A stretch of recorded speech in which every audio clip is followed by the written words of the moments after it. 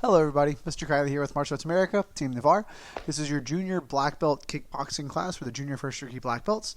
Today's date is April 13th, so 4/13. It is a Monday.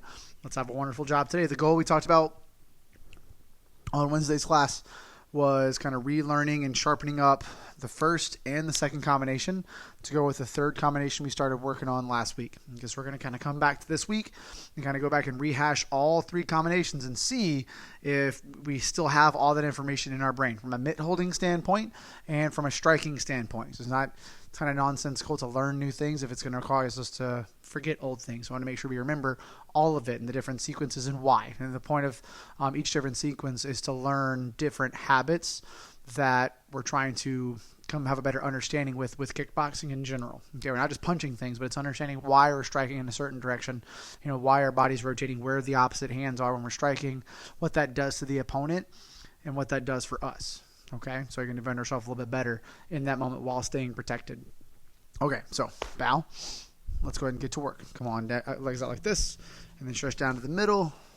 So your body kind of hang over for a little bit. Not a lot of weight in your hands. Everybody having a wonderful weekend. Over to the left side.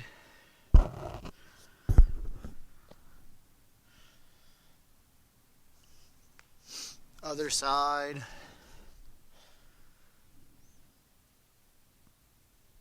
Bend your left knee. Trying to feel the stretch in the inside of the thigh. Switch sides, inside of the groin. And then one of our full split stretches, which is our frog stretch. Sit your weight down. Good. Hands firmly on the ground. And then push your weight back.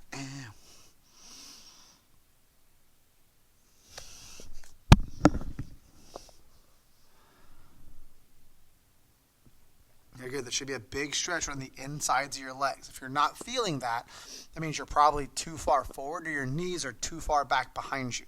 So again, I'll kind of show you a couple things you can do to combat that a little bit.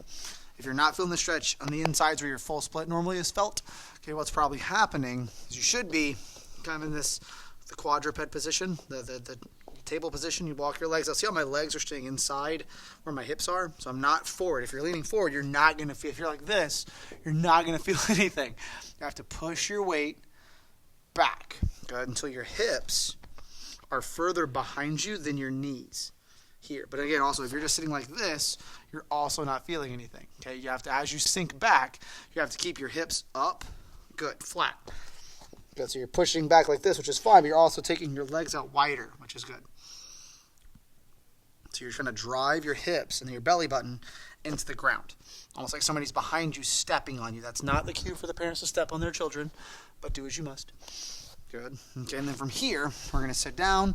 We're going to work the full split, which is the same thing, but for a different manner. Because again, we were working on, with Challenge Week 2 weeks ago, we talked about working on stretching every day. Good. Whether you're Googling different stretches or just doing the ones we do in class and just trying to get consistent with our stretches so that we're improving upon what we're doing. Good. Over to the side.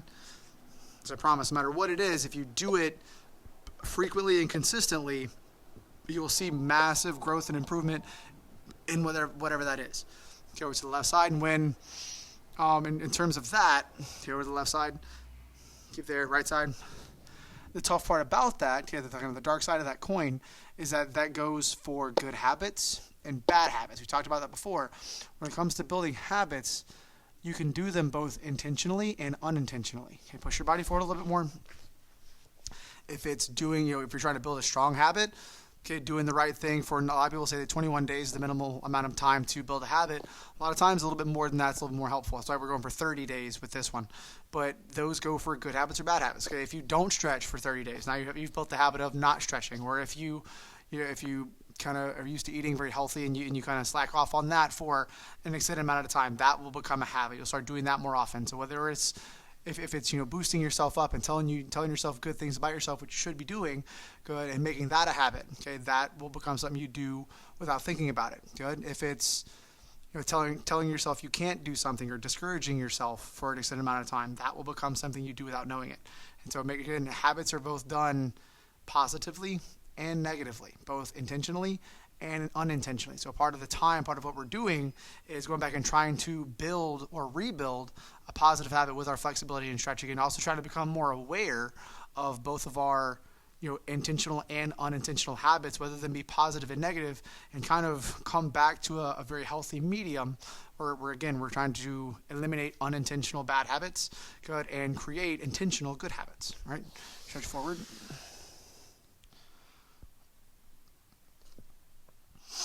One thing we're also going to start doing, pull your legs in, for you guys as black belts is I'm a big fan of quotes. I'm a big fan of wordplay and words kind of that have greater meaning, and I like quotes. And so what I'm going to do for you guys, because they can be very motivating and very eloquent, is I'm going to, every black belt class starting from today throughout the next calendar year, kind of hold me to this, but I'm going to hold myself to it as well.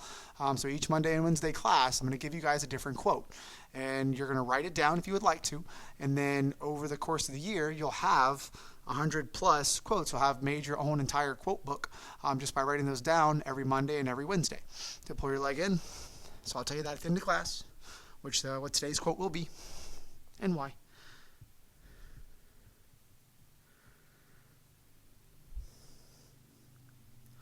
Switch.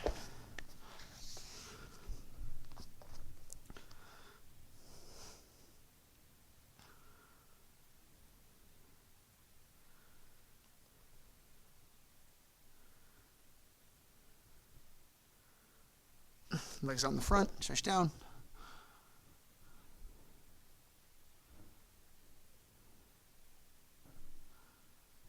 Legs in last time.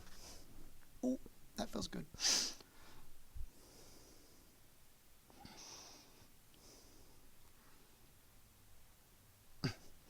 Now a couple really awesome stretches for your upper body and your back as well. Just things to get used to. Okay, first one, you're going to pull across. And now again, this is not this. Notice how my shoulder is staying here, and I'm pulling like that. So I have to kind of pack my shoulder in behind me and then pull across. That's how you feel the stretch in your tricep and your shoulder more. If you're just doing this and your whole body's coming across, you're not really stretching as much. So try to, again, keep your shoulder here pulled back behind you as you pull this arm over. Creating that tension will give you more of a stretch. And same thing here. Hand comes behind you, you pull.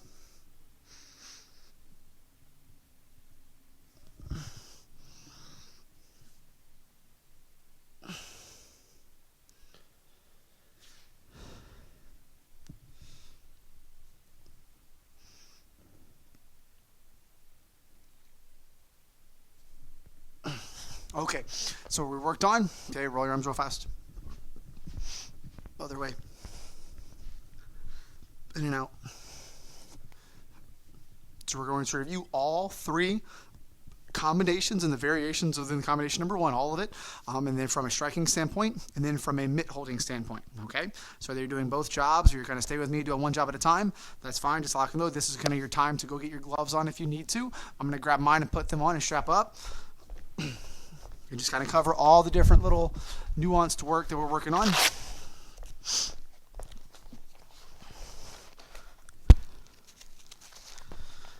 Okay, so combination number one, which was just the simple coming off of your jab combination. And what this combination does is it kind of goes through the core four punches and then goes through the reactions of the last one. Okay, so you start with kind of back on, kind of go back to your fundamentals. Your body's rolled up nice and tight. Okay, this is a tough situation because a lot of times, especially in Taekwondo and martial arts in general, posture is super important. Here we talk about posture and how keeping a straight back, keeping your chin up and your shoulders rolled back, and you find yourself in the exact opposite, right? I find myself doing everything wrong, everything that I wasn't trained to do. Now we're doing it, but there's a purpose, which is in Taekwondo and most of our in the martial arts training to this point, everything comes from a certain distance, right? We spar like this. We spar like point sparring is a little more upright because you're trying to keep your vision up. You're trying to keep everything open and expanded so I can be relaxed and calm, and everything is pulled back so I have better posture, so I have better balance, right? Because I have distance to the attacker and myself are this far apart. Kickboxing, everything's from a lot tighter. It's like fighting in a phone booth. If you don't know what a phone booth is, ask your parents or Google a phone booth. And from here, it's what Superman changed in.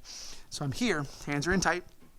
Combination number one, and I'm not breaking posture. Okay, my back is kind of rounded a little bit, but my posture is not bad. This is bad posture, where your body's kind of rounded in this manner. But in this case, my lower back is still straight. My middle back is still straight. I'm kind of just rolling my upper back here. Good. So I'm just kind of getting my body behind myself. And then we start with our jab. I'm going to try to move this mic out of the way. There we go. So we start with a jab. Good. And then from there, our hand is up nice and tight. We keep our hands in front of our body at all times so we can see it. We go for the cross. Very good. And then from here, we get that elbow to rise as we go for the hook. And then from here, this one starts with that multiple combinations. So in this case, I'm just going to cross. Very good. Okay, and the second one is the jab, cross, hook. So this is a multi-use combination coming off that jab, cross, hook. So now we go jab, cross, lift that elbow, turn the shoulder, hook. This is the round kick. Boom. Good. And the last one is the jab, cross, hook, uppercut. Very good. And jab, cross, hook. Good. Uppercut. And the reason we're giving multiple looks, and if we were doing the mid holding, you would kind of go at random and make the person react to that last strike. So we're trying to work on the good technique, good of having good strong combinations and rotating that body. And then when you see an opening, you strike. Good, depending on what it is. Because all the mid holding is supposed to do, the mid holding is supposed to translate to sparring. Good. And so when we're sparring, if you're working a combination, if you're in the middle of a combination and you notice an opening, you should be able to strike it. Good. And that's what we're trying to do here. Good. If you come in and you jab, cross, hook, and you notice the person their hands are up and everything is kind of postured way up and their vision's taken, either their eyes are closed or their vision is taken away from their lower body, that's where that round kick comes into play. Good. If you notice everything kind of drops down, that's where the hook comes into play. Good. If everything's up nice and if they're posturing up nice and tight and you notice those hands are extended, that's where the uppercut comes into play. So it's a variable based on what you're doing after those first 3 strikes. Okay. So one more time, we're going to work it a little bit faster and jab, cross, hook, jab, cross, hook, cross. 1, 2, 3, 4. Make sure your body's rotating with what you're doing. Now jab, cross, hook, round kick. Let's build it. Ready? Jab, boom. Jab, cross, boom, boom. Jab, cross, hook. 1, 2, 3. And then jab, cross, hook, round. 1, 2, 3, round. Good. Get that rotation. Nice job. Make sure you're blading that shin as you're striking. Good. Now jab, cross, hook, upward. Let's build it. And jab, boom. Jab, cross, boom, boom. Jab, cross, hook. 1, 2, 3. Backhand up. Jab, cross, hook, upper. 1, 2, 3. Drop. Rotate. Okay, we talked about that last time. Make sure when you throw that uppercut, it don't be in such a hurry. It's a very powerful strike, but you have to build it. You have to kind of build it, wind it up, and then swing it without over-exaggerating it. So I'm not, because that gives away what I'm doing. It's just very simply drop the body, which looks like a dodge. Looks like I'm just dodging the body. So I dodge, boom, come up to the middle. Good. Now combination number 2. Let's do the whole thing one time, and let's build it and go through it. So it's the jab, cross, shell, cross, round kick, hook, cross, switch, round kick.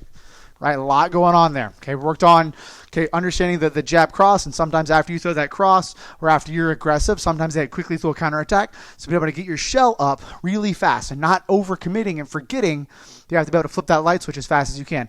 The light switch being from offense to defense. Because we all have a slightly delayed reaction when going from offense to defense. So just trying to keep that delayed reaction as small as possible so we can stay safe. So it's just remembering hands are up and we're not getting wild with your strikes.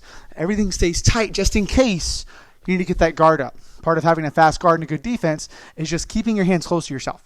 Good. When you're striking, you're not getting wild with your hands. Everything stays in tight. Good. So jab, cross, shell. From this case, if they're close enough to punch me, I don't have to throw my jab. Again, your jab is that range finder, that distance finder, and part of that distraction. Okay, we're coming out of our shell, throwing a cross, not a jab, because I don't need to distract them. They're distracting themselves by trying to hit me. I don't need to find range. I have found the range by them going ahead and hitting me. So if you're shelling and they're making contact, that should tell you right away, I'm close enough to hit them back. That's why we're just skipping the jab and coming right back in with that cross, which should either hit them and stagger them or cause them to get their guard up, which is why we switch from the cross to the round kick, which should cause them to drop a little bit, opening up what? The backside hook. So you notice there's a lot of trade-offs from top to bottom, as in striking from hands to feet, and then from left to right. Okay, so that's kind of the main overarching theme with a lot of the striking is making sure we take advantage of our rotation by switching hands. And we take advantage of our rotation by switching and going from top to bottom, kind of making the opponent have to cover as much ground as possible. Good. Ready? So we jab, cross, shell. Good. Cross, round, woo, very good. As our leg comes back, our body's already kind of torquing this way, so that's why the hook comes back into play. And then we cross, and from here, the body's leaning onto that front knee to throw that cross, making the switch, good, a lot easier and a lot more fluid. Okay, so now let's build it. Ready? Jab, jab, cross, boom, jab, cross, shell, boom, boom, boom, jab, cross, shell, cross, 1, 2, 3, 4. Nice footwork. Jab, cross, shell, cross, round. Jab, cross, shell, cross, round. Jab, cross, shell, cross, round, hook. Good. Jab, cross, shell, cross, round, hook. Jab, cross, shell, cross, round, hook, cross. And jab, cross, shell, cross, round, hook, cross. Jab, cross, shell, jab, cross, shell, cross, round, hook, cross, switch, round. Whew. And go. 1, 2. Whew. Get it. Kick it. Hook, cross, switch. Good. Round. Just kind of break down that quick little switch round if you need to. All we're doing with our feet is we're leaning here. Good. And then from here, I'm just picking up my back knee as I'm sliding this leg back. So it's literally from here. Good. Again, all my weight's here already. So I'm just lifting up this knee, and as my weight lifts up here, I'm then pushing. When you lift this knee up, you're going to go onto the ball of this foot, which means your body's going to be lighter. And so at that moment, that's when you're just sliding that front leg back. Good. One more time. And then right when that leg hits the ground, you're then pushing off that foot into the round. So it's here. Boom. Okay. One more time. Switch. Round. Pivoting that foot. Okay. And then working on combination number 3. Good. Which was, you remember, the double jab one. Double, jab. Good. Shell, cross, round, hook, cross. Ooh, yep. Good. Working through it. Ready? And actually, I want to at the same time, let's work combos number 1 and number 2 real fast. Just number 2. Ready? So show me jab, cross. 1, 2. Shell. Nice job. Come back out. Cross. Very good. Round kick. Excellent job. Hook. Cross, switch, round. Using the body, rotating the body. Good. Now I'm going to actually get my mitts. If you want to get your mitts, or if you want to keep your gloves on so I can strike at you.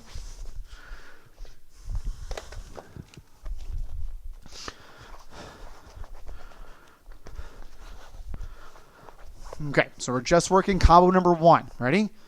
So it's the jab, cross, hook with the multiple at the end. So we're going to play a drill with that in a second. Okay? Ready? So show me jab. Boom. And again, if you only see 1, just know this is going to be a regular jab. If you see 2, it's going to be multiple. So now we're going jab, cross. 1, 2. Keep your body in nice and tight. Very good. Jab, cross, hook. Nice job. Keep that elbow up when you're throwing that hook. Very important to keep that elbow tall. Good. Now from here, we're going to go in order. Good. We're going to go jab, cross, hook, cross, jab, cross, hook, round, jab, cross, hook, upper. After that, I'm going to go jab, cross, hook, and throw one of the 3, and you have to stay with me and throw whichever one I show. So it'll either be the cross, very good, the uppercut, or the round kick. Ready? And jab, jab, cross, hook, jab, cross, hook, cross. Now same thing, but add the trade-off for the round kick. Jab, cross, hook, round. Now trade the round kick out for the uppercut. And jab, cross, hook, uppercut. Very good. So now we're going to jab, cross, hook. And after that, I'm going to throw the random 4th one. And you got to figure out which one it does without guessing. Good. And again, pay attention to where the pad play is. You'll know which one to do. So it's either jab, cross. It's ready. And jab, cross, hook. There's the round kick. Ready? Jab, cross, hook. There's the cross.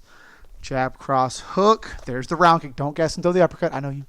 Good. Ready? And jab, cross, hook. There's the uppercut. Good. One more time. Jab, cross, hook. There's the uppercut. Nice job. Remember with the uppercut, what are the steps? Drop the body. Roll through. Good. Don't make it one big. I know a lot of times you're so amped up from boom, boom, boom. You want to go ahead and just throw the next one right away. Good. Let yourself load. 1, 2. Okay. Last time.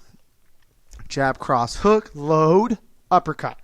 That one's tough because it kind of goes jab, cross, hook, cross, jab, cross, hook, round. The uppercut one's jab, cross, hook, pause, upper. So it kind of throws off the rhythm. Boom, boom, boom, bang. That's the last one. Good. Okay, now next one, you're going to go, what is it? Ready? This is the shell one, okay? Jab, jab, cross, shell. Very good. Tighten the elbows together. Jab, cross, shell, cross. Very good. Okay. Jab, cross, shell, cross, round. Boom. Very good. Jab, cross, shell, cross, round, hook. Jab, cross, shell, cross, round, hook, cross. And then one more time. Jab, cross, shell. Good. Cross, round, hook, cross, switch, round. And then faster. Ready? I'm not talking to you. And go. Jab, cross, shell, cross, round, hook, cross, switch, round. Let me back up so you can see me in case you can't. One more time. Jab, cross, shell, cross, round, hook, cross, switch, round. That was a lot, and that was really fast. Sorry if I went too fast. I got kind of excited there at the end. Okay, excellent job. So you're all caught up with those two. Locked and loaded going into Wednesday to knock out all three. Get it? Knockout. Okay. Now take 10 seconds, get some water if you need to, and then come right back.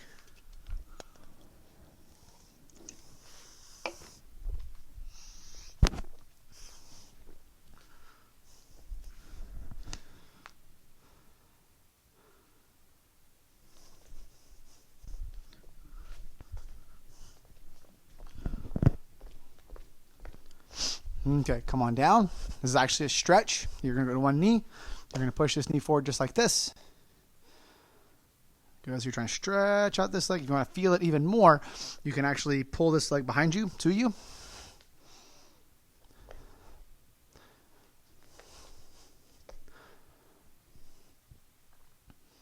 Lean into it. Switch sides. Stretch.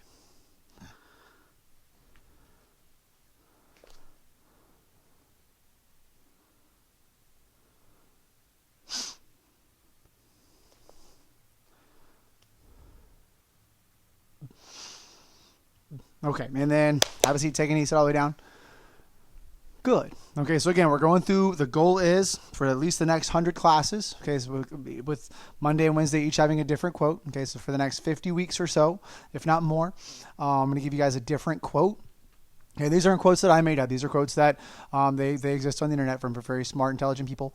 They're just very eloquent quotes that are good ways and cool ways to put certain things, whether going over focus or in this case we're going over goal setting, and the importance of, we go over goal setting a lot, and why it's important. You guys have set a goal and achieved a great goal, which was your black belt, right? And a lot of times we forget that, but that's, when you initially start martial arts as a white belt and you set that goal, and everybody starts martial arts, they all want to be a black belt. That is their goal, whether they say it or declare it or not. That's the goal for them. And so you understand the importance of kind of building that ladder and seeing that when you guys are working through that process and earning stripes, which are turned into belts, which turn into challenges, which turn into a black belt, and kind of they set short-term goals working towards your long-term goal, which in this case was your black belt. And when it comes to doing great things, from here going forward, goal setting is a very important part of that process. Okay, but a part of the process with goal setting is making a plan. When it comes to making a plan, sometimes, and you guys probably experience this as you're working towards your black belt, is sometimes the plan doesn't always become what we expect it to be. Sometimes the plan changes, which is important. Okay, if your plan doesn't work, that doesn't mean that it's not going to work. Okay, you just adjust the plan. So the end of your quote is, if the plan doesn't work, change the plan, but not the goal.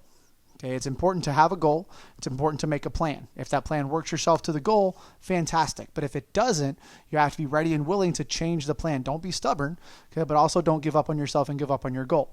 Be ready to adjust the plan. And it's probably, if that's why I like doing this for the black belts, because you guys have all been sparring for a good long time. And when you spar, everybody begins sparring with a plan, with a thought of what's going to work. And sometimes you realize real fast that it's not going to work, and you have to adjust and change the plan on the fly and not give up. And you guys didn't give up. That's why you're black belts now. You didn't run away. Good. You stayed in the fight and you adjusted the plan until you were successful with it.